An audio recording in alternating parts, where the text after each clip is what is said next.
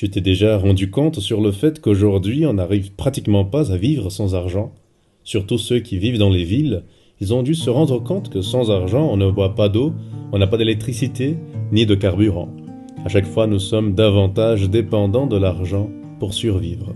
Par conséquent, nombreuses personnes mettent l'argent comme le bien le plus précieux à être conquis dans la vie. Cependant, bien qu'avoir de l'argent soit important pour la vie, il n'est pas le plus important. Ceci car les choses les plus précieuses ne sont pas achetées avec de l'argent. Et ceux qui s'attachent à l'argent comme assurance de leur bonheur sont en train de s'attacher à une illusion. Les millionnaires qui ne se sentent pas heureux ni en sécurité ne sont pas rares. Le chanteur Bob Marley a déclaré un jour « L'argent est un chiffre, et les chiffres n'en finissent jamais. Par conséquent, si tu cherches l'argent pour être heureux, ta quête pour le bonheur ne se terminera jamais. » Le chapitre 19 du livre de la Genèse raconte l'origine de deux peuples, les Ammonites et les Moabites.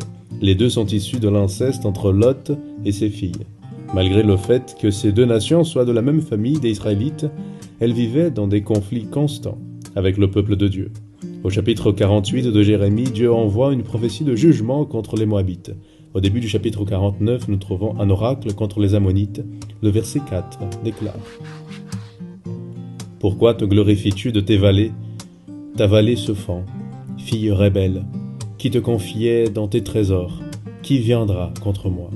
Les Ammonites se sont trompés en pensant que leur richesse était la protection suffisante pour une vie sûre. Ils ignoraient que les jugements de Dieu s'approchaient et l'argent et l'or ne pouvaient pas acheter le salut.